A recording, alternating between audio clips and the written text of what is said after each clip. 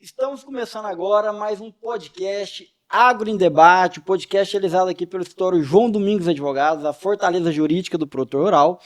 E hoje, como sempre, o nosso objetivo é trazer convidados que vão compartilhar experiências, insights da vida pessoal e profissional dentro do agronegócio, que vai te auxiliar a desenvolver ainda melhor a sua atividade rural. Por encontros da vida, estamos recebendo aqui hoje nosso amigo Vanderlei, e que tem uma experiência super bacana para compartilhar conosco aí dentro da atividade rural, enquanto produtor rural, enquanto proprietário de revenda do agro e também agora como influenciador digital dentro do agronegócio, né? Já tendo turmas aí de mentoria. Então, com certeza, nesses 3 pilares aí, vocês vão poder ouvir e aprender bastante aí com a experiência dele. Vanderlei, muito obrigado por ter aceitado o nosso convite. Bom dia, Leandro. Muito obrigado. Obrigado ao João Domingos por estar abrindo essa porta para nós e a você. Fico muito grato pela oportunidade. Estou aqui à disposição com o coração aberto para estar respondendo todas as dúvidas, perguntas e também para estar esclarecendo para as pessoas como que a gente pode fazer uma vida melhor, uma produção melhor e também como que nós podemos cada dia estar evoluindo mais. Vanderlei, vamos começar do começo, né? Como que foi que você chegou na atividade rural? Você veio de família, seu avô, seus pais? Como que foi que você chegou? O Vanderlei Júnior é a segunda geração de engenheiro agrônomo da família. O meu pai é engenheiro agrônomo, ele é paulista da cidade de Avaré e ele se formou em Pinhais e foi trabalhar no Paraná. Ele trabalhou como extensionista rural da Emater por muitos anos. Eu já nasci nesse ambiente. Eu me lembro quando eu era menino, 7, 8, 9 anos, onde eu ia com o meu pai para fazer curva de nível. Eu levava as estacas e a régua, e meu pai ficava com o teodolito, isso aos sábados e domingos. Então meu pai já me levava para demarcar a curva de nível, que era o trabalho que ele fazia naquela época, na bacia hidrográfica, quando foi feita as curvas, a bacia hidrográfica do Paraná, há muitos anos atrás. Ali eu peguei gosto pelo agronegócio. Meu pai sempre quis ser produtor. A minha mãe, ela é professora, mas ela é proveniente de uma família de produtores. Meus avós eram produtores pecuaristas em São Paulo. Uma família antiga com muitos filhos, que com a divisão, a gente sempre fala que a reforma agrária se faz na cama, sim. Com a divisão, né, ela acabou herdando um sítio, mas meu pai sempre teve essa vontade, né, de ser produtor rural, tanto que se formou em agronomia. Essa vontade, ela entrou no meu coração, né? Quando eu tinha 15 anos, eu falei com meu pai que eu iria fazer agronomia. Ele falou, não, filho, não faça agronomia, faça odontologia. Odontologia naquela época estava dando um rio de dinheiro no Brasil. Doutor, né? Doutor. Exatamente. Medicina. Né? Era a época de colocar os aparelhos, né? Então, essa parte da odontologia estava dando muito dinheiro. Tinha uns primos que são dentistas na cidade de Avaré. E a minha irmã se formou em odontologia. Minha irmã é dentista. E eu falei, não, pai, eu vou fazer agronomia. Ele falou, mas não faça isso. Eu falei, eu vou fazer. E eu acabei fazendo agronomia. Na época, eu passei na Universidade Estadual de Londrina, né, proveniente a vida inteira de escola pública, e acabei sendo um neto da minha avó que passou na escola pública, na faculdade pública em Londrina. Bom, me formei. No último ano da faculdade, existia algumas empresas que elas iam no 5º ano para fazer uma dinâmica de grupo de um programa de trainee. No meu ano foram 4 empresas. Adubos Trevo, Harabras, Cargill e Monsanto. E eu participei, eu era da turma do fundo, porque a turma do fundo é a turma do comércio, a turma da comunicação. Né? A turma do comércio é ótimo. É a turma da comunicação, da desenvoltura. Né? É o pessoal que sabe do BRIC, que sabe sempre estar descontraído, fazer amizade, ter uma comunicação mais evolutiva. Eu era dessa turma. E na dinâmica de grupo, eu consegui passar nas 4 dinâmicas que teve. E daí veio um problema. Vou fazer meu trainee aonde? Né? Naquela época, a minha mãe, muito simples, mas já professora e pedagoga, ela já pagava um bom psicólogo para mim, que eu faço desde os 10 anos de idade. Então eu consegui, né, junto com o psicólogo, esclarecer e ver qual que era a melhor oportunidade para a minha vida. Ali eu fui para Monsanto, onde eu fiquei 6 meses como trainee. 3 meses eu fiquei no estado do Mato Grosso, cidade de Canarana e Nova Mutum. E 3 meses eu fiquei no Rio Grande do Sul. Fiquei em Não Me Toque, fiquei em Santo Ângelo. Bom, no final do estágio, faltando 30 dias para acabar o estágio, eu peguei hepatite A. E eu não consegui terminar o estágio. Bom, o que aconteceu? Eu voltei arrasado. Falei, não vou passar, né? Eis que em janeiro, a RH da Monsanto me liga e fala, você foi aprovado. Você vai trabalhar na Monsanto, se você quiser, como representante de vendas, e nós temos 2 oportunidades para você. Uma no Paraná, cidade medianeira, e a outra oportunidade você vai para Sapezal, no Mato Grosso. Lá do outro lado. A minha decisão não era muito difícil. Não era muito difícil, né? Até porque eu já estava namorando a minha esposa, que era de Cascavel, e Medianeira ficava 60 quilômetros de Cascavel. Eu falei, não, vou para Cascavel. Então, daí eu entrei na Monsanto, naquele programa de trainee, foram 20 trainees do Brasil, tinha pessoas de Lara, de Viçosa, da Exalc. Dos 22 foram aprovados, que foi eu e um rapaz de São Paulo. Bom, comecei na atividade da Monsanto, fui funcionário de multinacional, mas com 11 meses de trabalho, eu vi que eu não queria aquela vida para mim. Tá? Respeito a todos os funcionários de multinacional, sou amigo de muitos, inclusive até hoje, da Monsanto, e de vários que passam pela minha empresa, mas no meu coração queimava que eu queria empreender e que aquele caminho não seria o caminho ideal para a minha vida. E foi muito difícil eu falar para meu pai que eu estava empregado numa multinacional que era referência no Brasil naquele momento, quando foi lançada a soja transgênica, isso foi em 2006, então a gente estava no teto de todas as bolsas de valores e análises de mercado possíveis. Era a multinacional mais famosa do mundo naquele momento. Uma briga intensa no Paraná com o Roberto Requião, que não queria soja RR naquele momento no estado. Né? E eu falei, pai, vou sair de um emprego de multinacional e vou trabalhar com o meu sogro, que era produtor rural. Não, filho, você não faça isso. A minha esposa, você não vai fazer isso. Eu falei, eu vou. Pedi demissão da Monsanto e fui trabalhar com o meu sogro. Naquela época começou a lapidar o engenheiro agrônomo que estava dentro de mim. Porque quando você trabalha na multinacional, você é focado em 2 produtos. Né? Naquele momento eu fui trabalhar numa fazenda onde eu cuidava do plantio, da produção, da compra de insumos, da estocagem desses insumos, da estocagem de grãos. Eu fazia barba, cabelo e bigode dentro da fazenda. E lidei com culturas da época de soja, milho, trigo, canola, feijão. Então uma vasta... Muito mais complexa a operação. Opções de cultura. E ali eu comecei a realmente saber o que era o agronegócio e para que servia o agronegócio. Né? Trabalhei por 4 anos e fui chamado para ser chefe da SEAB, que é a Secretaria da Agricultura e Abastecimento do Paraná. A SEAB, para quem não sabe, ela é uma secretaria do agro, onde o seu chefe, o seu presidente, ele é o secretário da Agricultura do Paraná. E ela tem os seus núcleos regionais, que é os núcleos que recebem todo o provento da secretaria e é distribuído para os municípios.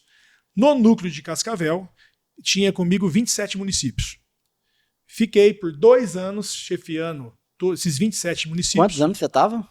Eu estava com 27 anos. Caramba, bem novo. 27 anos. Inclusive, esse ano agora nós recebemos uma homenagem da SEAB dos antigos chefes dos núcleos lá de Cascavel. Foi muito bacana e muito bonito.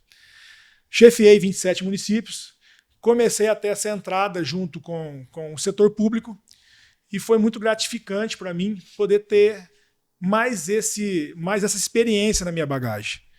Porque a gente começa a entender como é difícil trabalhar no setor público, como é moroso, mas como tem muitas pessoas especiais e que querem fazer a diferença lá dentro também. Porque quando a gente avalia o setor público de fora, parece que ninguém quer fazer nada. E não é assim. Eu sou prova viva de pessoa que trabalhou dentro do setor público, inclusive os funcionários da SEAB, do núcleo de Cascavel, são especiais. São tanto especiais que um jovem de 27 anos conseguiu chefiar 27 municípios sem experiência. Por quê? Porque eu tinha um time que está lá há muitos anos e que proporciona que o chefe seja uma pessoa que, independentemente dele ou de outro, o núcleo vai funcionar. Né? Isso foi muito gratificante para mim e teve um aprendizado muito grande, uma evolução muito grande da minha pessoa.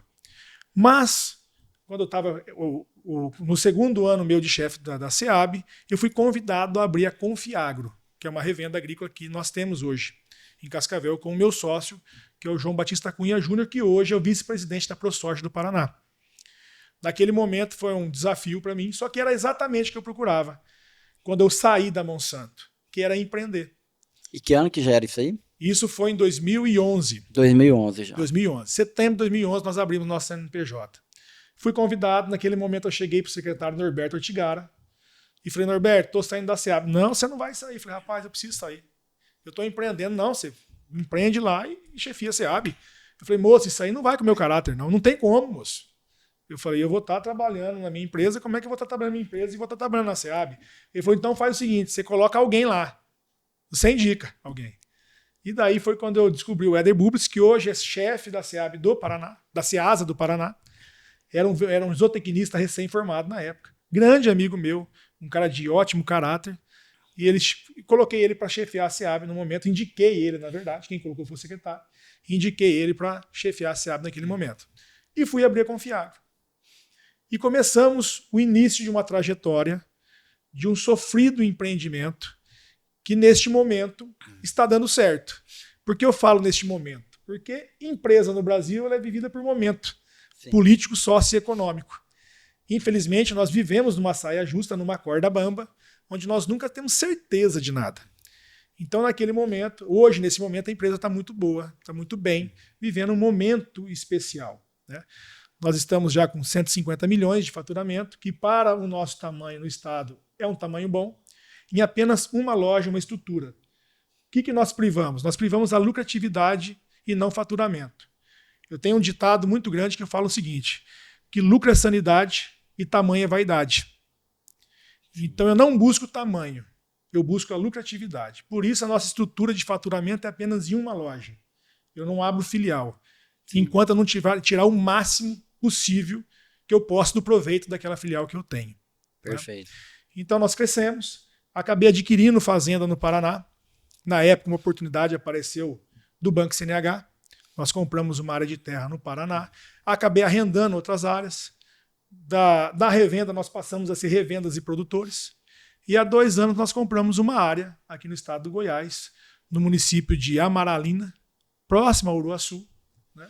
E nós estamos migrando nosso negócio agora para o Goiás também há 2 anos, 3 anos já, que nós estamos aqui. Então esse não é um breve, é um longo relato, né, de como o Vanderlei começou como filho de agrônomo, lá no município de Sertanópolis, no norte do estado do Paraná, e começou a se desenvolver, se lapidar, para chegar no Vanderlei hoje de 42 anos, com 2 filhos, uma esposa maravilhosa que me ama e que zela da nossa família, e 2 filhos lindos, que é a Lara e o Raul, a Lara com 13 anos e o Raul com 10 anos. Que bacana. Eu diria que não é um longo relato, né? Porque durante esse período todo aí, com certeza temos histórias e mais histórias, dezenas, né?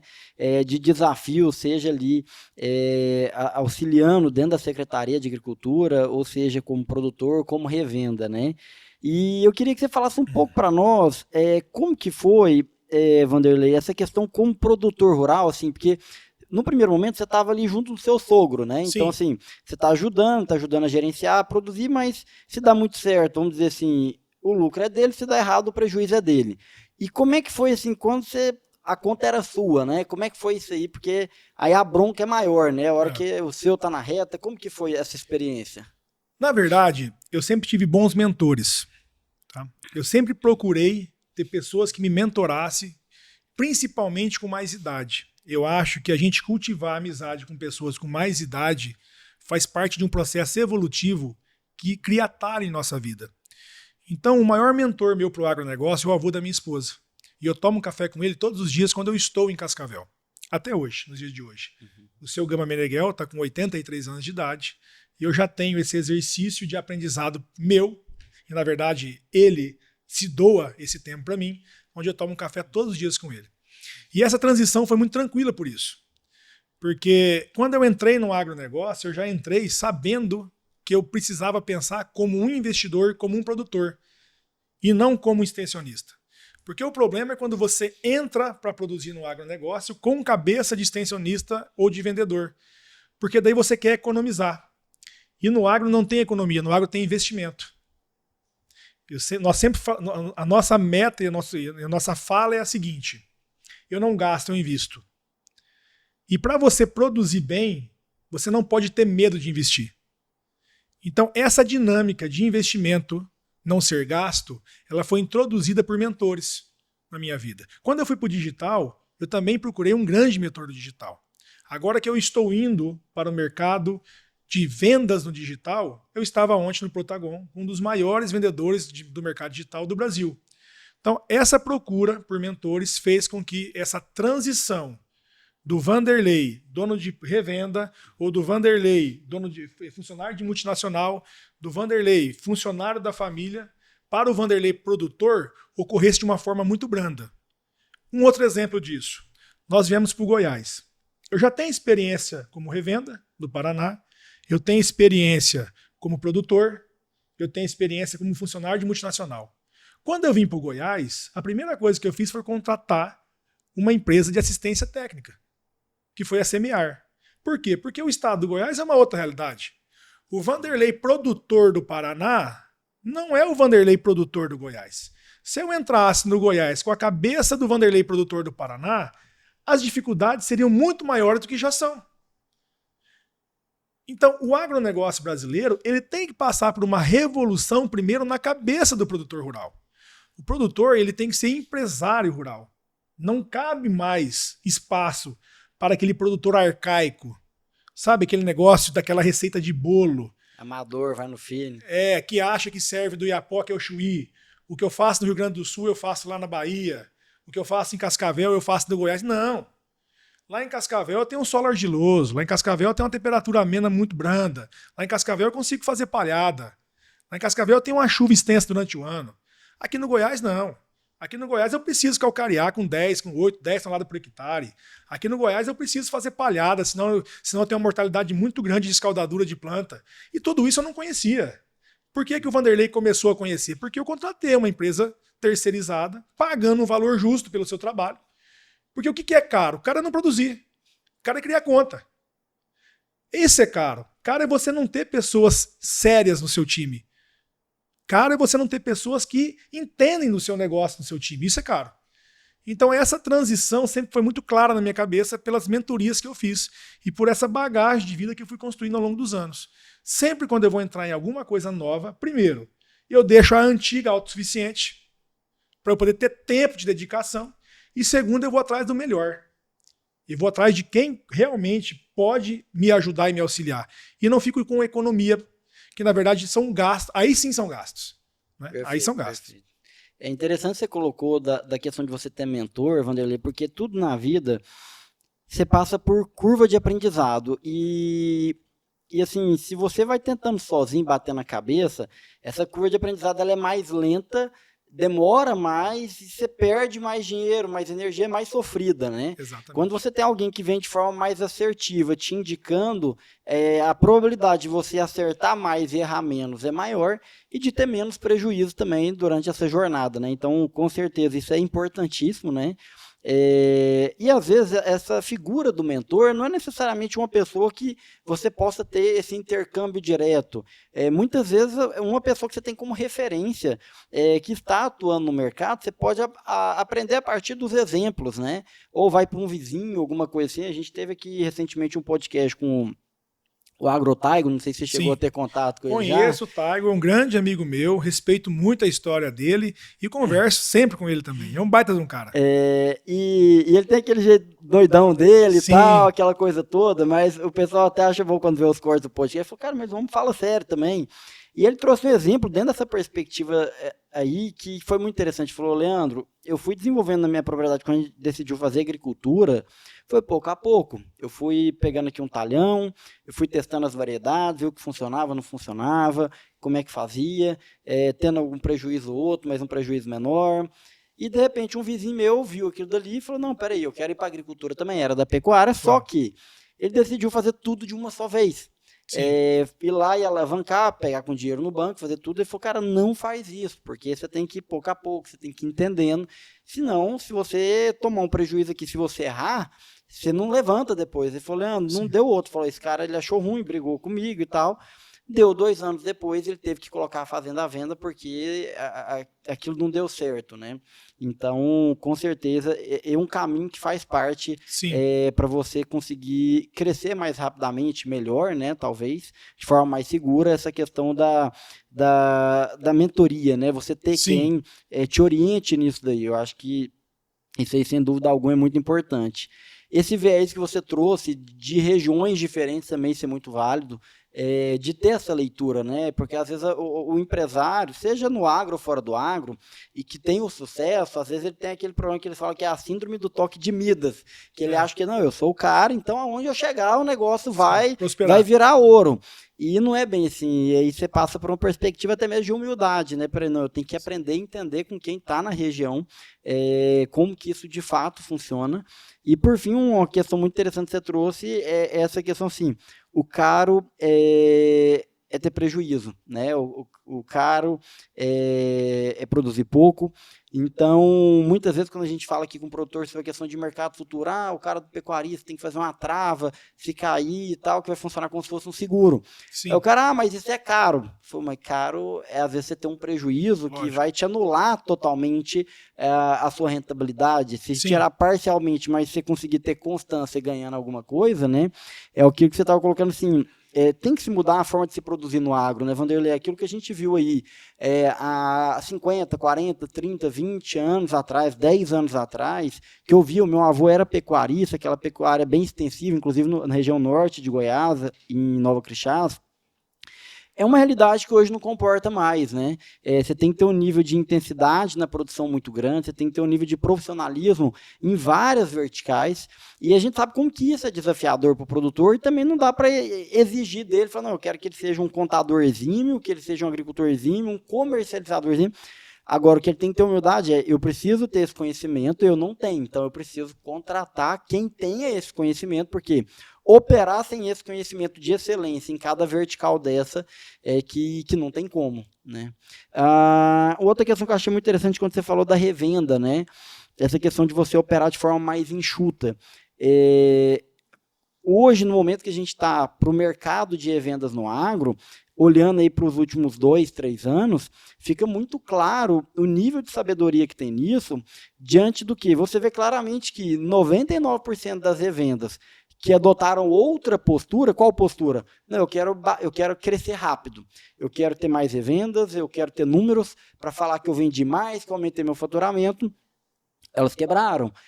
Aqui em Goiás, infelizmente, no ano de 2024, tivemos conhecimento de dezenas de revendas, porte de 50, 100, 150, 200 milhões de faturamento anual e que já operavam há mais de uma década, que quebraram de virar pó. Diante desses desafios, a questão não é só você vender, né? É vender bem.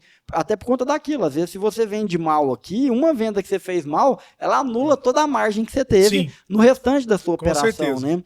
Eu lembro do meu pai contar, tem um primo dele, o Luiz, que tem uma empresa de adubos, tem uma operação bem relevante, Jataí, Aracaju, Porto de Paranaguá, entre outros, e cara, se você ver a forma como ele vende, assim, a operação dele é extremamente enxuta, a quantidade de unidades que ele tem são muito poucas. Quando vai fazer as vendas,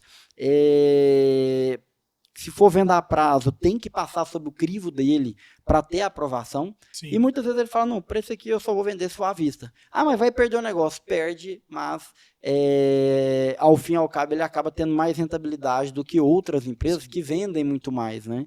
Então, isso mostra como que tem sabedoria nisso, né? Não dá você falar, não, eu vou sair montando aqui várias lojas, eu vou alavancar, vou colocar tantos vendedores e tal. E é um modelo que chama atenção, porque é natural do ser humano você querer crescer. E parece que esse crescer passaria necessariamente por esse caminho que tantas empresas, tantas pessoas percorreram. Só que se você olha um pouco mais ali, com clareza, aquela trajetória, você vê que ali ela tem muito mais pontos, que você tem um risco, né, de acontecer algum problema ali do que dar certo.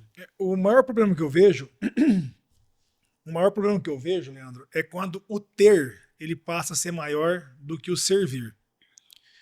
Quando a pessoa pensa em ter, em ganhar, e não em servir. Ganha mais quem serve mais. Tá? Eu acho errado o crescimento desenfreador. Agora é fácil falar que é errado, porque agora deu errado. Então, quando o leão está morto, é fácil falar assim, isso aqui que eles fizeram está errado, certo? Mas o que manda mesmo é na consciência de cada um do porquê que você está crescendo. Qual que é o seu objetivo nesse crescimento? é você ajudar as pessoas, quanto mais pessoas, de uma forma honesta, coerente, correta, não só com os teus clientes, mas contigo também. O que está por trás desse crescimento? É apenas lucratividade? É apenas orgulho, vaidade?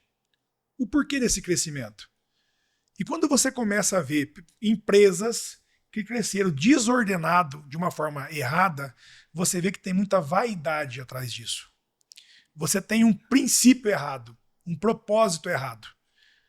Aí você tem todo um processo que no final o propósito não está coerente, não está certo.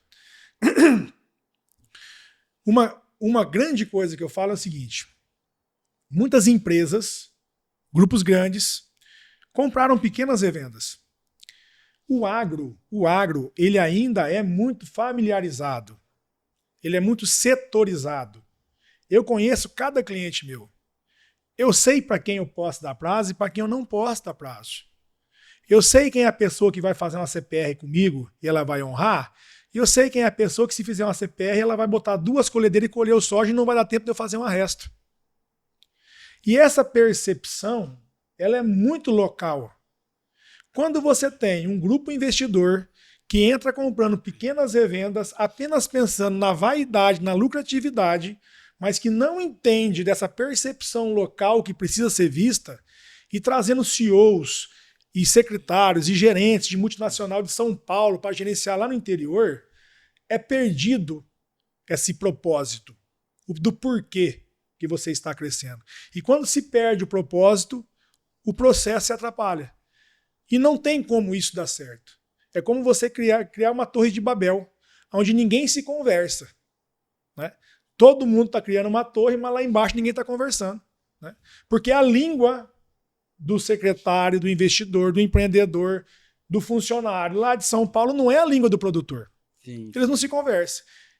E isso é bíblico. Quando você coloca várias pessoas que não se conversam, não tem como você criar e prosperar. Então é isso que está acontecendo no agro. Né? Quem que está na ponta? Se vier outras empresas a comprarem essas que estão agora entrando em dificuldade, que eu não gosto nem de listar nome, sim, mas com certeza, se não mudar a metodologia de trazer pessoas locais para cuidar do que é local e trabalhar com meritocracia, qual que é o propósito? É vaidade? É lucro a preço de tudo? Ou é transformar a vida das pessoas? Ou é fazer com que aqueles funcionários ganhem mais, participação de lucro, meritocracia e fazer o bem para aquela região e o desenvolvimento daquela região? Se esse for o propósito, pera lá, nós vamos mudar. Agora, como que vai ser feito isso? Então, se a gente for fazer uma análise, finalizando a fala, das empresas que entraram em dificuldade, você vai ver que tem muita vaidade e muita falta de comunicação. Tiraram a língua das pequenas revendas que existiam e fizeram uma torre de Babel, onde ninguém se conversava com ninguém mais. E daí o crédito não conversa com o comercial não conversa com o seu cliente, e daí realmente entra em dificuldade, porque o nível de inadimplência sobe absurdamente. E a gente tem um fator muito relevante nisso daí, Vanderlei, que é o seguinte: se o agro fosse feito apenas de anos bons, de safras boas, talvez essa corda não fosse estourar em nenhum momento. Mas o que a gente sabe, a única certeza que você tem no agro é que os anos difíceis, eles sempre vêm, né? Então, e aí quando vem esses momentos difíceis, como que você vai lidar com toda essa complexidade de relações, de negócios, né? Outra coisa também que demanda muito, além, claro, que a parte das dificuldades sazonais, climáticas do agro, seca, chuva, com certeza isso afeta e muito o agronegócio, muito. Tá? Mas nas revendas, nessas grandes players que entraram também, o que mudou muito foi que eles começaram a comprar revendas e a abrir lojas de venda sem ter silo. E o recebimento de grão é o calcanhar de Aquiles do financeiro.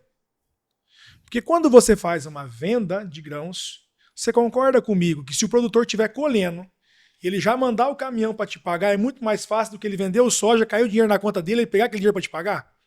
Com certeza. É um processo muito mais curto. Vanderlei, por que você ainda não abriu a Confiagro no estado do Goiás? Porque primeiro eu vou abrir um recebimento de grãos. O processo ele é o inverso do que está acontecendo no mercado. O que mais falta hoje no Brasil é silo. Nós temos 30% da capacidade de estocagem no Brasil. Com uma péssima logística, Uma né? péssima logística. O que mais falta no Brasil é silo. Aí as multinacionais, elas vêm, pegam players de São Paulo, faz uma torre de Babel, um não conversa com o outro, cria um sistema de venda onde ele não tem um sistema de recebimento de grãos, que ele pode ter uma menor inadimplência. Tá tudo errado. O processo está errado. Está totalmente errado. Não tem como isso dar certo lá na frente. Por isso, para mim, Vanderlei, com a minha humilde visão, tá? Eu só abrirei uma Confiagro no estado do Goiás a partir do momento que eu tiver um silo. Porque com um silo, aí você pode fazer a política do ganha-ganha. Exemplo. Um produtor que te deve, e ele está colhendo um soja agora que está chovendo muito aqui no estado do Goiás. Nós estamos vivenciando isso nesse momento.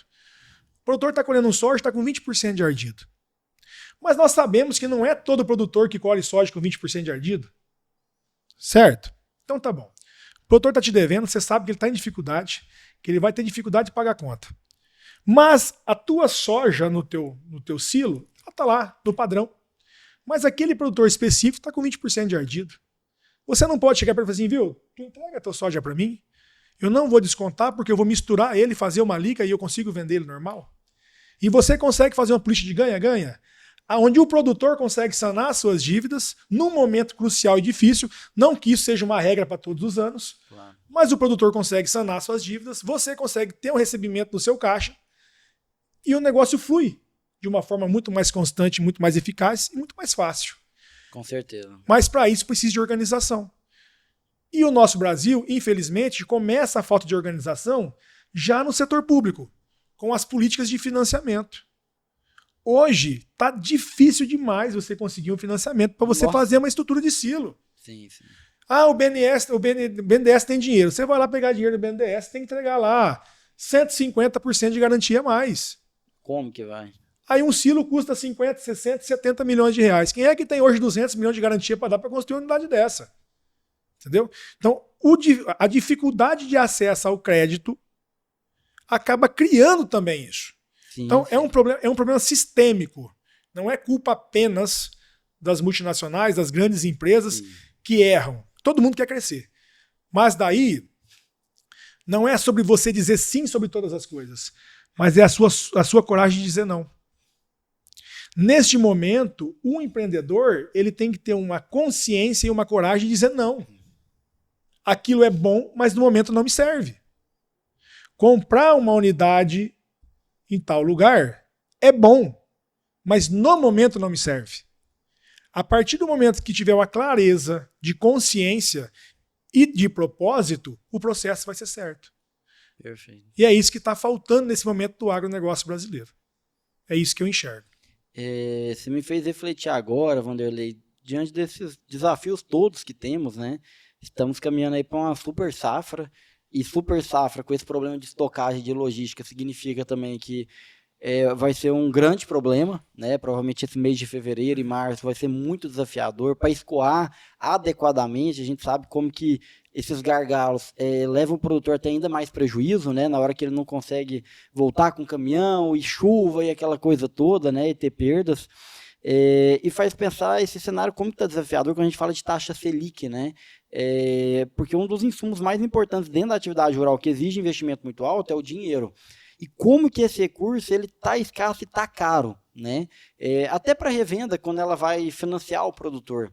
Você vai tomar na ponta, esse dinheiro vai ficando mais caro para você. Na hora que você vai repassar para o produtor, você tem que colocar uma margem naquilo dali que vai ficando mais pesado para o produtor. Com certeza. Também, né? O agro passa por grandes desafios. Eu não gosto de pregar o caos.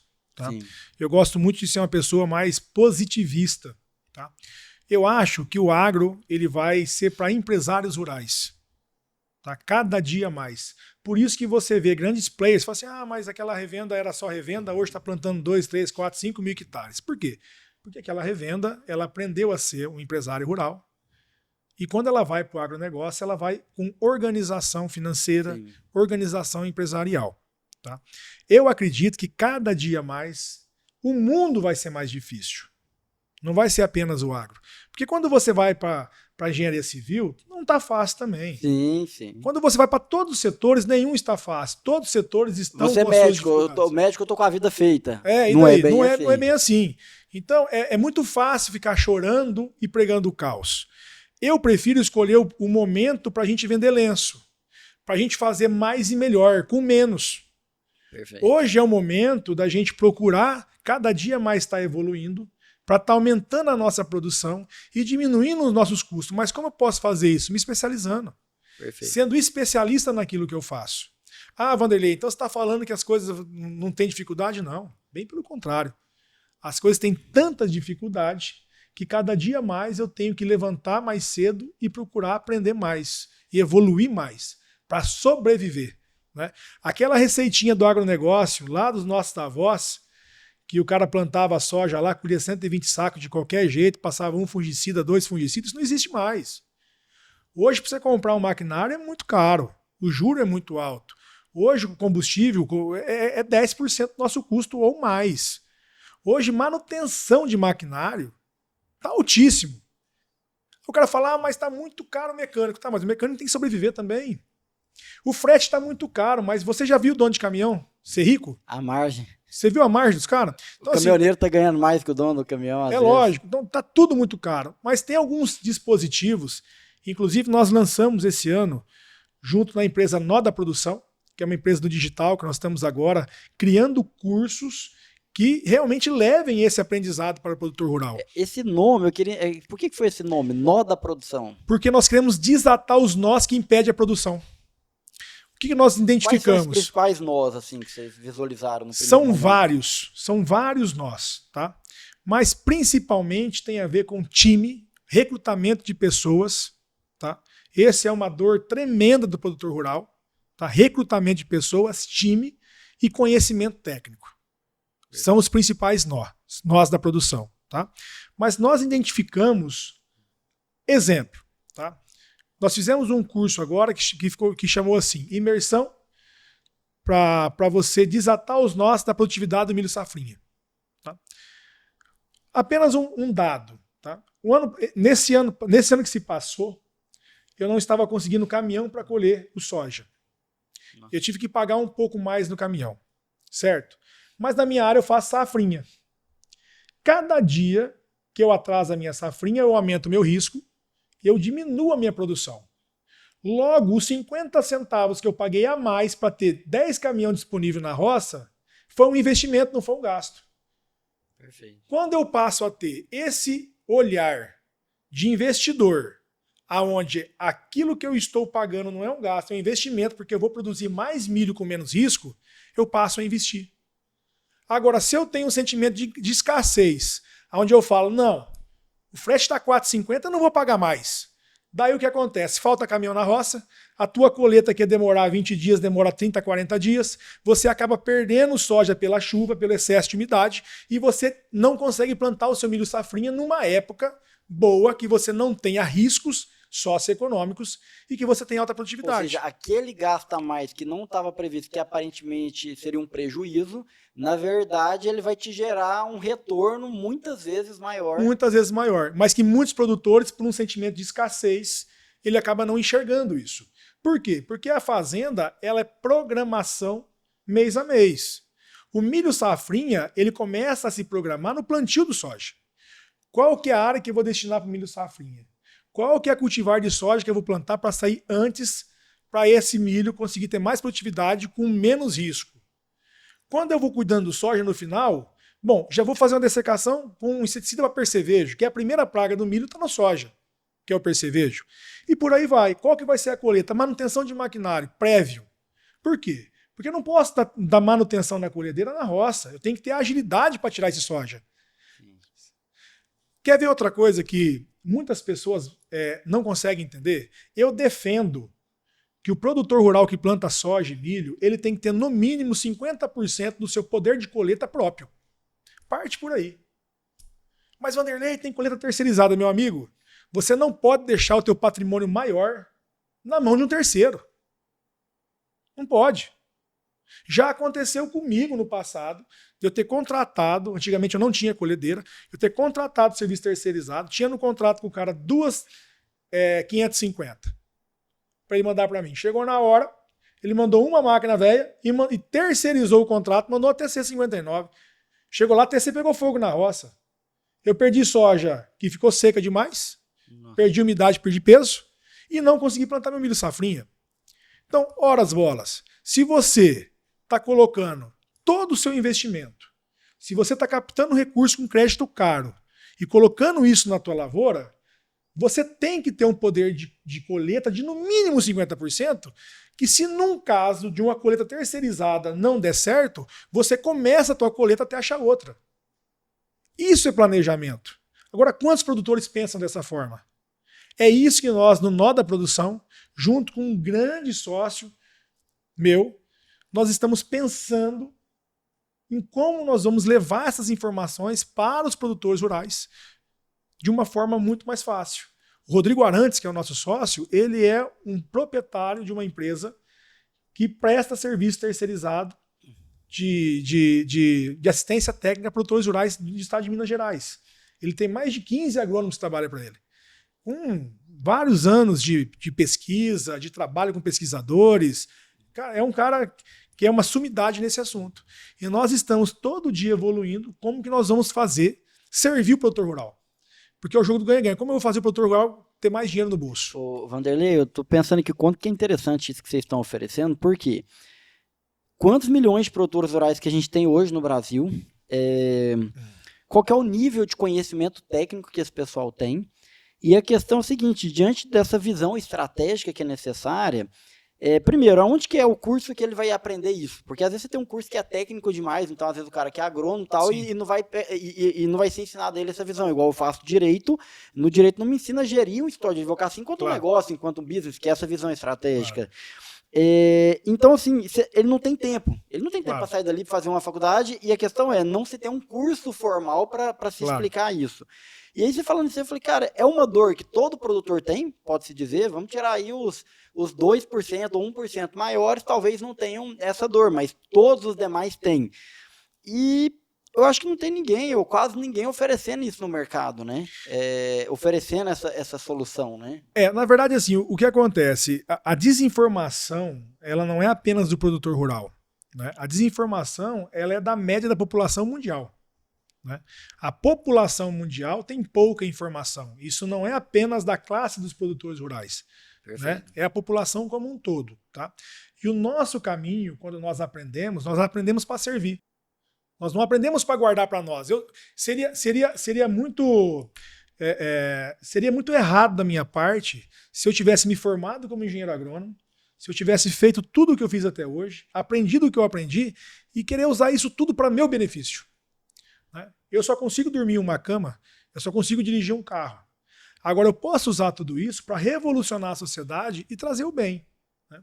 Então, realmente, essa experiência minha, como funcionário de multinacional, como funcionário do Estado, como empresário do ramo de revendas, como produtor rural, faz com que eu tenha um linguajar que consegue uma interlocução em diversas classes. Eu consigo trazer um português de uma forma muito mais eficiente, muito mais que as pessoas conseguem entender de uma forma melhor. Eu tenho hoje uma pessoa extremamente técnica, que é o Rodrigo Arantes, que ele consegue realmente trazer informações técnicas, que isso é a minha falha. Nós precisamos ter a luz e a sombra. Né? Nós temos que ter a luz e a sombra. Então, precisamos ter sócio que seja bom naquilo que você é ruim. E nós se completamos. Né? Então hoje o Rodrigo ele consegue trazer toda a parte técnica e eu consigo trazer isso de uma forma muito mais clara para o produtor rural, no linguajar do produtor rural. Ele põe em prática ali de imediato, já ele consegue. Exatamente. E os nossos cursos, eles têm aula prática. É essencial que isso aconteça. Né? Por quê? Claro que existe hoje muitas empresas do agronegócio que prestam assistência técnica e fazendo um ótimo trabalho, um maravilhoso trabalho. Né? Mas nós queremos mostrar uma outra visão, nós queremos mostrar a visão empresarial. Eu não quero ensinar o produtor rural a passar o fungicida, a passar o inseticida, qual que é a hora de aplicar. Sim, Isso sim. é errado, isso é certo. Não, claro que isso é maravilhoso, isso tem que ser ensinado. Sim. E nós vamos ter também Só não é o metodologia dessa. formato que... Só que o nosso formato é o seguinte, como que eu posso fazer menos com mais? Sim, Porque sim. essa metodologia, o produtor já sabe. Você não vai dar uma consultoria por mês para ficar a vida inteira com ele. A questão é mais assertivo, Não, mais pontual. é organizar para ele conseguir produzir mais com menos. Inclusive também para que ele consiga gerir melhor o negócio dele. Porque hoje o problema de gestão dentro do agronegócio ele é sistêmico. Sim, sistêmico. O produtor rural ele não sabe quanto custa um saco de soja para ele. Ele não sabe quanto custa. O produtor rural hoje, a maioria dos casos, ele faz em cima do custo dos seus insumos. Quanto custa a soja? Eu comprei na revenda, está custando 30 sacos por hectare, 28 sacos por hectare. Ele não consegue calcular hoje quanto foi de combustível, quanto é o comissionamento dos seus funcionários, quanto que é o salário do funcionário, quanto que é a depreciação do seu maquinário, quanto que é o juro que ele está pagando no banco. Ele não faz esse cálculo. E isso tem que ser passado para o produtor rural. Muitos ainda não conseguem estar prontos para essa conversa. Mas devagar nós vamos conscientizando a maioria deles. E de uma explicação, de um linguajar muito mais fácil. Que isso que é importante. Porque quando vai conversar desse, por que o produtor não sabe fazer ou por que ele não quer fazer? Porque quando vai conversar com a parte técnica explica de uma forma muito complicada. Vai conversar com um contador para ele te explicar o que é depreciação. Meu amigo... Para ele explicar para o produtor como fazer essa conta. Meu amigo do céu. Não vai. Não vai.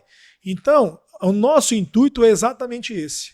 É transformar isso de uma forma muito mais prática e fácil de entender. Entendeu? Para que ele consiga colocar isso na prática. E colocando na prática, ele vai estar cuidando do seu patrimônio, que fora a sua família, é o que ele tem de mais especial na vida. Vanderlei, a moeda do século XXI é a informação, né? A questão é que, por mais que a gente tenha hoje esse espectro tão grande de informações nas redes sociais, são informações difusas, complexas, cada um para um lado, e aí o propósito de vocês, então, é trazer essa informação de forma clara para aquilo que o produtor realmente necessita, para ele colocar em prática, enfim, ter uma transformação, né? Eu acredito que vocês estão começando há pouco tempo, mas eu acho que num curto espaço de tempo vocês já vão começar a ter feedbacks muito relevantes dos mentorados, dizendo assim, olha, eu gastei X reais na mentoria e só com isso que eu implementei aqui essa semana eu já tive um retorno 10, 20, 3 vezes de ganho com isso daqui que eu consegui colocar em prática, né? Só vale a pena se for bom. Né? O que acontece? Eu tenho hoje a nossa empresa Confiagro, eu tenho hoje as propriedades rurais, tanto próprias quanto arrendadas.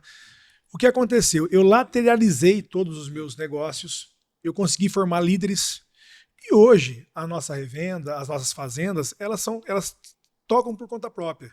Eu estou neste momento colhendo no Paraná e plantando milho safrinha. Enquanto aqui no Goiás, nós estamos com dificuldade para passar fungicida, mas nós estamos lá, choveu ontem 45 milímetros, nós estamos passando fungicida. Na Confiagro, eu estou recebendo um aumento de safra de soja, estou recebendo soja todo dia, de 20 a 25 mil sacas de soja todos os dias, e está rodando. Vanderlei, você larga? Não, eu tenho um acompanhamento de perto, mas eu tenho um time de líderes. E isso fez com que eu ganhasse tempo para me dedicar ao digital. Que para mim, hoje é a grande revolução mundial, não apenas do agronegócio. Por que é revolução mundial? Porque é a revolução da informação. Quem está mais informado está mais preparado. Sim. Simples assim. Meu amigo, se você não está sendo informado pelos conteúdos digitais, você está perdendo. Porque o teu concorrente está sendo informado. Claro. Então, hoje nós precisamos cada dia mais estar ligados à tecnologia, ligado a conteúdos de informação como este podcast. Eu tenho certeza que para muitos produtores rurais, esse podcast vai dar um gatilho. Fala, pô, eu vi isso aqui o Vanderlei falando, conversando lá com o Leandro, isso aqui eu posso usar esse ano. Ou a nossa máquina, nossa colhedeira, ela já está, como é que ela está? Ela já foi revisada? Viu? O Vanderlei falou 50% de colheita tem que ser do produtor. Como é que está o preço de máquina? Como é que está? Vamos pensar no investimento? Então, esse tipo de informação é a informação que mais revolucionou pós-pandemia. Né? Nós tínhamos, antes da pandemia, uma grande concentração de informação na mão das televisões. Né? E pós-pandemia começou os podcasts, começou a internet, sendo a grande disseminador de informação para o mundo, não só para o Brasil. E para o agronegócio não foi diferente. E eu tenho certeza que o seu podcast vai cada dia aumentar mais. Porque ele é relevante. Sim. Porque ele traz informação. Porque ele traz conteúdo. O que nós precisamos é estar cada dia trazendo mais conteúdo na internet. Chega daquele negócio de conteúdos rasos, Sim. sabe? Que prende a atenção das pessoas sem benefício nenhum, a não ser próprio, a não ser de vícios. Nós precisamos trazer cada dia mais conteúdo de qualidade e é isso que o teu podcast traz. Que bacana. Obrigado. A gente sempre procura trazer realmente pessoas aqui, a gente já passou aí estamos chegando quase a 65 episódios, né? E com pessoas extraordinárias, pesquisadores da Embrapa, grandes empresários, e para nós também o nível de aprendizado é muito grande, para mim que participo e para o escritório como um todo, porque enquanto gestor do escritório, há uma repercussão desse conhecimento que eu tenho aqui para toda a equipe. Não dá para ficar, independentemente de onde que a pessoa esteja na cadeia do agronegócio, ele achar que ele pode ter só aquele conhecimento nichado na área dele. Seja ele um contador, um advogado, um agrônomo, ele tem que ter uma visão mais complexa, 360 graus, e como que uma área entra na outra, para poder ajudar mais o produtor. O ano passado, nós fizemos 2 eventos. Um deles, a gente trouxe o Antônio Schacker, que é um cara que tem uma consultoria extraordinária na parte de gestão pecuária. Trouxemos o Matheus Pereira da Pátria para falar de mercado futuro dos grãos, de uma forma muito bacana. O João Seba, não sei se você já viu o Joãozão. Sim. Que ele fala do mercado futuro Gente do boi. Ele. De uma forma que, cara, para mim é a única pessoa no Brasil que fala... de trava no mercado, que fala Sim. de put, que o produtor entende é ele. Então, a gente falou, cara, o produtor está precisando disso, né? E é o que você falou, assim, sobre essa questão da exigência, é o que você falou, não tem nenhuma área que está fácil. E talvez nunca tenha sido também, mas, assim, o nível de eficiência, de profissionalização, de visão como negócio que o produtor tem que ter é tamanho que quem ainda não percebeu isso, ele já quebrou, está quebrando e ainda não percebeu. Ele já está no caminho da falência, infelizmente, mas é porque não tem como, né? Ou tem a eficiência, ou, olha, vai chegar num nível de endividamento que você vai ter que vender tudo, sair da atividade, porque não vai se sustentar, não vai ter eficiência naquela produção, né? Você sabe por que eu acho que os produtores ainda não quebraram? E daí eu vou falar para todos os produtores, porque os produtores são abençoados. Porque o trabalho do produtor rural é um trabalho divino. Eu hoje tenho a revenda, eu tenho o digital, eu tenho as fazendas, e o local onde eu me sinto mais feliz e mais completo é quando eu estou na fazenda. Eu venho falando isso no podcast, né? Ganha mais quem serve mais, quem tem mais utilidade na sociedade. E qual que é o tamanho da utilidade sua, produtor rural? É imensa. Nós temos hoje um servir de alimentar a população mundial. Nós servimos a muitas pessoas. Eu não estou desmerecendo quem mora nos grandes centros. Sim, claro. Tá? Mas hoje, o trabalho abençoado do produtor rural é um trabalho que serve muitas pessoas. E quanto mais utilidade você tem, mais abençoado você é. Por isso que quando você vê um produtor rural que mora muitas vezes num local que não tem a qualidade de vida que as pessoas da cidade moram e obtêm, mas ele tem uma família muito mais calma, mais tranquila, com muito mais amor, com muito mais gratidão no coração. Então eu acredito que esse quesito do produtor ser abençoado é o que mantém o produtor de pé, não só no Brasil, mas no mundo inteiro. É uma classe que é muito mais próxima a Deus.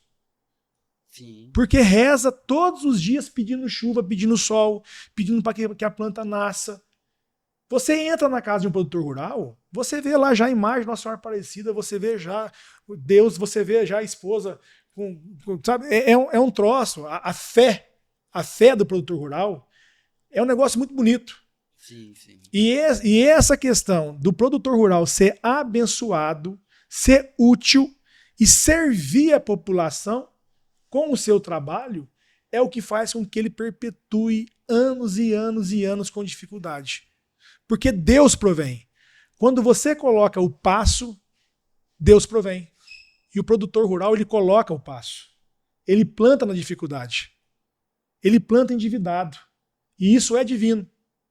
Então é isso, para mim, na minha humilde opinião, que mantém essa classe de pé e que vai manter essa classe de pé. Você, produtor rural que está com dificuldade, levante a cabeça, procure profissionais como advogados bons que podem te defender, mas tenha certeza que vai passar. Porque Deus está com você e não tem como ser diferente. Porque a sua profissão, aquilo que você faz, é algo abençoado, porque você serve muitas pessoas. Com toda certeza, não tem como, né? O produtor, ele faz tudo que ele pode com as forças das próprias mãos, mas ao mesmo tempo ele sabendo que todo o resultado que ele vai ter vai depender de Deus, né? Então não tem como ele não ter fé, né? Não tem Exatamente. Para mim é a profissão que mais se aproxima de Deus. Com certeza. Vanderlei, sobre essa questão do trabalho no digital, da mentoria, tem quanto tempo? Quantos meses você iniciou esse trabalho? Eu estou há 6 meses. 6 meses. Há 6 meses. E a parte da mentoria? A mentoria já está com esse período aí também ou é mais recente? A mentoria está com 3 meses. Certo. E o que você vê daqui para frente? Igual você participou de uma imersão recentemente. Hoje, essa mentoria que você está fazendo, ela é mais online, presencial. O que você acredita que você vai poder construir no futuro, vamos dizer, nos próximos meses, nos próximos anos? Para isso, eu vou detalhar a história do porquê que eu estou no digital. Porque eu sempre falei, quando o propósito é bom, o processo é correto. Nós temos que ter um bom propósito para você ter um processo. O porquê eu estou no digital? No ano de 2023, a minha esposa descobriu 4 tumores. Um na tireoide, um na vesícula, um no fígado e um na parótida. Foi um ano, eu tenho 2 filhos, um casal de filhos, e foi um ano muito complicado. Para quem não sabe, o resultado de uma biópsia demora 10 dias. De 10 a 15 dias. Ora, se ela teve que fazer 4 biópsias, eu passei 2 meses do ano aguardando biópsia. Os meses que eu não passei aguardando biópsia, eu passei ou cuidando dela no pós-operatório, ou então se preparando para uma cirurgia. Quando foi a última cirurgia da minha esposa, que foi a que ela retirou a parótida, ela sentou comigo e falou assim, nós precisamos fazer alguma coisa, a vida tem que ter um outro sentido. Nós já temos tudo. Eu tenho uma casa num condomínio, eu tenho uma empresa, eu tenho 2 propriedades rurais, eu tenho uma vida que foi conquistada com trabalho, mas com provimentos divinos. Sim. Eu já recebi muito de Deus. Não é só isso. Naquele momento, eu concordei com ela e eu falei, o que nós vamos fazer daqui para frente? E naquele hospital tinha um negócio que chamava Café do Bem, que era você servir os parentes das pessoas que estavam ali hospitalizadas para tratar um câncer. Mas como era pós-pandemia, tinha um limite de pessoas. E eu não conseguia entrar para esse Café do Bem. Naquele momento, qual que foi meu pensamento? Eu vou falar de autoajuda. Eu vou para a internet para ajudar as pessoas, já que eu não posso ajudar fisicamente, eu vou começar a criar conteúdo digital de autoajuda para ensinar as pessoas de autoajuda e levar o bem. E foi assim que eu comecei. Eu não comecei falando do agro. O meu propósito era ajudar as pessoas. Eu comecei dessa forma. Tanto é que no meu Instagram, se vocês rolarem, e foi lá para 2023, está lá os vídeos até hoje. Eu não apaguei nenhum, tá todos os vídeos. Toda a minha fase, a minha história está no meu Instagram. Mas eu era muito ruim. Porque nada na vida que a gente começa, do início a gente é bom. Nada. Eu era muito ruim. Eu era ruim com câmeras, eu era ruim para falar, ruim de dicção. Eu não sabia editar, eu não sabia a forma de fazer um conteúdo. Mas eu queria. E daí, o primeiro processo do digital é quando você não é aceito. Né?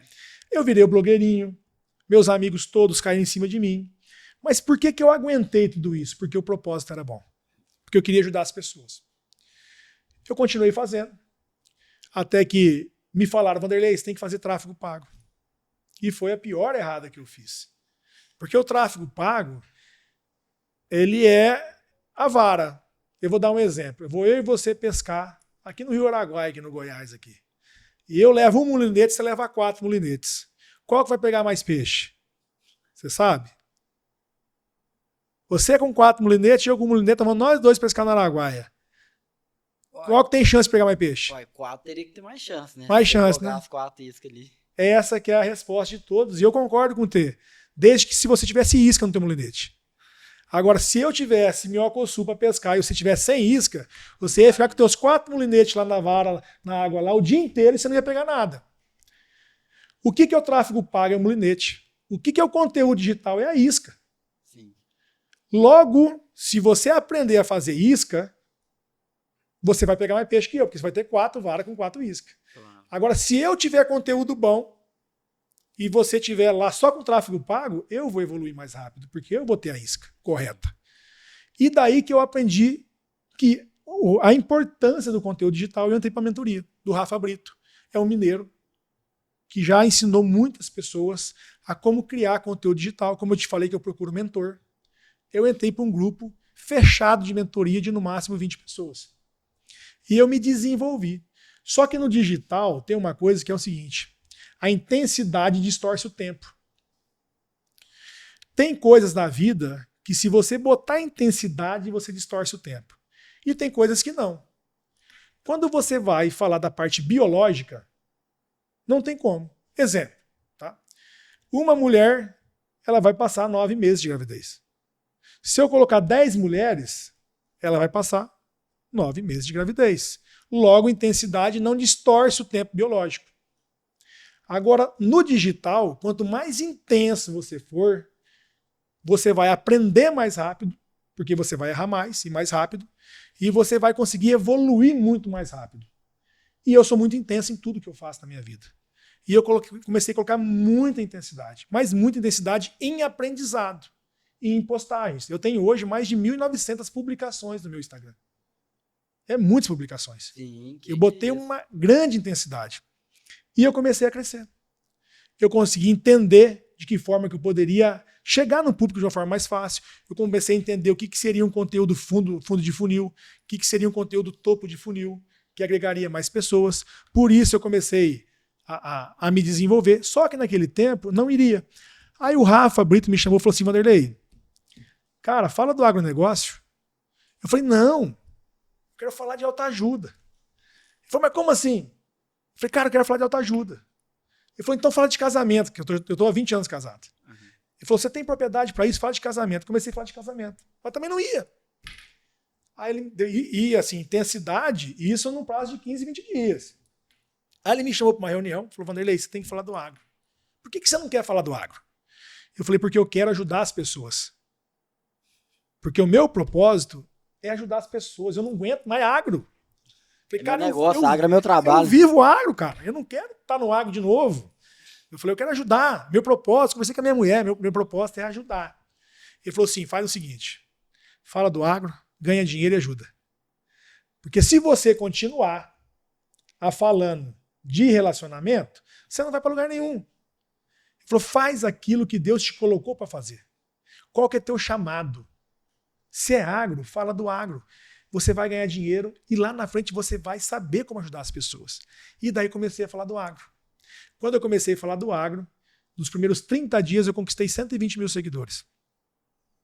Caramba. E hoje nós estamos com 460 mil seguidores, batemos hoje. O que é extraordinário, principalmente nesse período que a gente vive, porque quando começou o Instagram era uma coisa. Agora hoje, com o volume de pessoas publicando conteúdo e conteúdo relevante, o nível de competição é muito grande. É muito grande. E daí, você vê como é que Deus provém, né? Como que quando o propósito ele é certo, o processo ele se adequa. Porque daí eu fui pro agro, né? Só que daí, há 30 dias atrás, eu recebi um vídeo de um seguidor dizendo: rapaz, você não ajuda meu irmão? Eu falei: por quê? Ele falou: meu irmão comprou uma caminhonete, uma Titano, e rapaz, 30 dias ele estourou o motor, ele não sabe o que faz. E me mandou o vídeo. E eu levanto todo dia cedo, eu faço um cardio na minha casa, tenho uma academia, e assisto um podcast e vou aumentando a minha inteligência emocional. E eu olhei aquele vídeo, o cara tava assim: venda-se essa bosta, caminhonete, sabe? Branca assim, lá em Rio Verde. Eu olhei aquilo, cara, eu falei: cara, eu posto ou não posto? E fiquei pensando, cara. Eu falei: quer saber de uma coisa? Eu vou postar, mas eu vou fazer diferente. Eu vou transformar o meu canal num canal de ajuda às pessoas, que era o meu propósito. E daí eu montei o vídeo assim. Presta atenção nesse vídeo, né? Aí passou o vídeo no final. entrou eu falando. Se você também está passando por uma situação assim, me encaminhe o seu vídeo, porque aqui no meu canal, você que é meu seguidor também tem voz. E eu abri um leque. Qual que era o leque? O leque de resgatar o meu propósito. Que era aquele propósito inicial, que era ajudar as pessoas, mas de uma forma que eu nunca tinha imaginado que seria. Sim, sim. Entendeu? E eu comecei a ajudar as pessoas. Quando eu comecei a ajudar as pessoas, o que aconteceu? Eu explodi. Por quê? Ganha mais quem serve mais. É a lei da vida. É a lei divina. O que Deus veio fazer? O que Jesus Cristo veio fazer na Terra? Veio servir. O que nós precisamos? Quer faturar? Você tem que pensar como você vai servir mais pessoas. Quando eu comecei a fazer autoajuda, meu Instagram estourou. A fazer ajudas de veiculares. Hoje, chegou num nível... Ontem eu fiz uma publicação de um Tigo 8. O Adalberto, que é o diretor de pós-venda nacional da Caoa Shell, ele me segue. Eu já encaminho para ele qual que é o número do seguidor. Ele já dá provento para poder resolver o caso. E na justiça, quando resolve, eu posto a solução. Porque o meu canal ele não está para difamar. Sim. Ele está para solucionar o caso que é do meu seguidor, mas que também é do caso da montadora. Sim, sim. Entendeu? Então hoje eu tenho um intermédio já com o pós-venda das montadoras. E isso acabou me dando visibilidade. Só que junto daí eu trago autoajuda, porque é o meu propósito de ajudar. Sim, sim. Então, se você for entrar no meu Instagram, você vai ver muitas mensagens de autoajuda, porque esse era meu propósito inicial. O Vanderlei fala porque não, eu sempre falei. Aí você vê o agro, porque é aquilo que eu faço. E eu quero ajudar no agro também. E você vê veículos e você vai ver muitas coisas mais daqui para frente, porque quanto mais eu puder ajudar, eu vou ajudar, porque esse é o propósito. Então, o Vanderlei é do agro? Não. O meu canal não é especificamente do agro. O meu canal é um canal onde eu quero servir. E como que eu vou servir? Da forma que aparecer e que eu ver que eu tenho condição de servir desse momento dessa forma. Né? Nas caminhonetes e nos carros hoje eu vi que eu consigo servir. Já foram, nós conseguimos uma vitória da devolução do dinheiro integral de uma BID Shark. Saímos na 4 rodas, inclusive. Foi mesmo? Saímos na 4 rodas, tá? A primeira devolução, quase R$400 mil do BID Shark, tá na 4 rodas, tá? A primeira, devolveu, a caminhonete deu pau no motor com 400 km. Nossa. Nós postamos, deu 3,5 milhões de visualização. Caramba. Saímos na 4 rodas. Hoje a 4 rodas tem uma comunicação direta comigo, aonde eu forneço para eles alguns dados que eles também precisam de publicações. Sim, sim. E é um jogo de ganha-ganha, e tá tudo certo.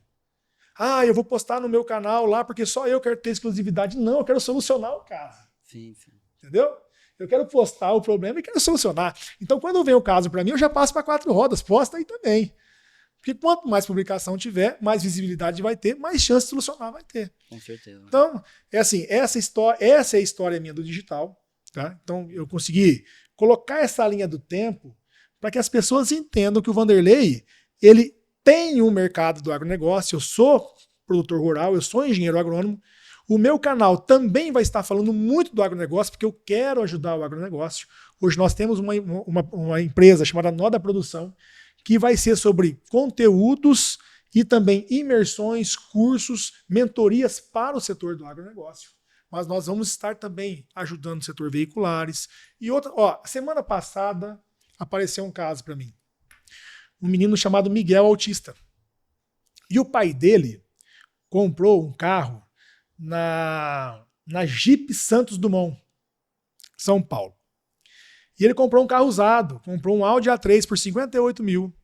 Só que o Audi, ele tinha que ser no nome do filho autista, por decisão do juiz, tá? Porque esse carro era preciso para levar o menino fazer os tratamentos. Comprou esse carro de uma concessionária, que é um carro de segunda mão. Em 30 dias o carro deu pau no motor. Já estava há 40 dias parado o carro na concessionária. O menino sem poder ir para os tratamentos. O pai pedindo a restituição do dinheiro e a concessionária não devolvia o dinheiro. O que eu fiz? Publiquei. Publiquei no sábado, segunda-feira, o dinheiro na conta dele. Caramba. E daí eu recebi o vídeo mais lindo da minha vida, que está no meu Instagram para quem quiser ver. Que foi o vídeo do Miguelzinho, com toda a sua dificuldade que uma criança de autismo tem, mas no seu esforço, agradecendo a minha publicação e agradecendo o tio Vanderlei. Que para mim, aquilo não tem preço. São coisas de valores na nossa vida. E que nós conseguimos construir isso diariamente com as nossas ações. Então, esse é o Vanderlei do digital. É isso que eu quero. Eu quero mudar as pessoas. Que tamanho? O tamanho que Deus mandar. Que quem vai falar o tamanho que eu tenho que ficar é Deus. O meu futuro eu coloco na mão de Deus. Deixo tudo o que está para acontecer na mão dele. E eu confio nele. Porque eu tenho certeza que estando na mão de Deus, eu não vou me decepcionar. Amém. Amém. Que bacana, Vanderlei, que bacana, cara. Que é engraçado quando a gente vê as pessoas pelas redes sociais, como que é superficial aquilo dali, né? A gente vê a ponta do iceberg e a gente tenta, a partir daquilo dali, daquela foto, daquela imagem, você tenta interpretar o que é aquela pessoa, o que ela faz ou deixa de fazer, o que é a vida dela, mas são meras suposições, né? Dificilmente você vai conseguir ter uma noção integral do que realmente é aquilo dali. E a gente conversando aqui hoje, ficou bem claro isso. A gente vê que tem um propósito grande, que Deus vai te guiando aí, para te levar, enfim, às vezes o que tem pela frente, com certeza nem você consegue visualizar agora claramente, né? E faz parte dos mistérios dele para a nossa vida. O mais importante é que quando a gente se abre realmente para servir e trabalhar realmente em prol do próximo, como que isso vai se transformando, né? Vai crescendo e vai muito além do que a gente imagina. Provavelmente, há 6 meses atrás, não seria imaginável que tão rapidamente, vamos dizer assim, né? Você estaria nesse ponto que já está hoje, né? Lele, vocês conseguiram fazer olha lá, aqui, uma lembrancinha personalizada nossa aqui. Eu vou fazer Você. o seguinte, então. Você sabe que quando a gente ganha um presente, tem que dar um, né? Ontem eu tive um evento chamado Protagon. Um dos eventos mais transformador da minha vida. Tá? E nesse evento, tão transformador, eu consegui aprender a lidar com as minhas emoções. E aconteceu um fato muito importante na minha vida, que eu não vou transcorrer ele aqui, mas que você já sabe. E que para quem conclui esse evento, só para quem conclui, no final é dada uma pulseira. E é escrito assim na pulseira: eu termino tudo que eu começo. É só para quem conclui. Isso não tem à venda. E essa pulseira vai ser sua. Tá? Rapaz, essa E fica pulseira o aqui tem convite para significado você fazer nela. o próximo Protagon. Essa pulseira é um convite para você fazer o próximo Protagon, tá bom? Vai acontecer, se eu não me engano, em BH, mas vai ter em São Paulo esse ano. E eu vou ficar muito feliz em saber que você concluiu essa etapa também. Que bacana, que bacana. Muitíssimo obrigado, Vanderlei. E, cara, uma honra para nós, para o nosso escritório, para o nosso podcast, poder recebê-lo aqui. Vanderlei, obrigado. Deu uma honra Muito tê-lo bom estar recebido aqui. Conte comigo sempre, tá bom? Estou à disposição dos produtores rurais, estou à disposição da causa nobre que vocês estão, da ABD Agro, estou à disposição de vocês, tá? Da ABD Agro. Parabéns pela iniciativa da ABD Agro, de todos vocês que estão empenhados aqui na cidade de Goiás, estou sabendo disso. Quero agradecer meu amigo Junqueira, que me trouxe até aqui, que está ali no lado, que foi um anjo provedor na minha vida hoje, para estar nesse momento aqui, nesse podcast. Agradecer do fundo do meu coração e dizer que você conquistou um amigo, viu, Junqueira? Obrigado de coração, tá? E muito obrigado. Valeu. Fechou.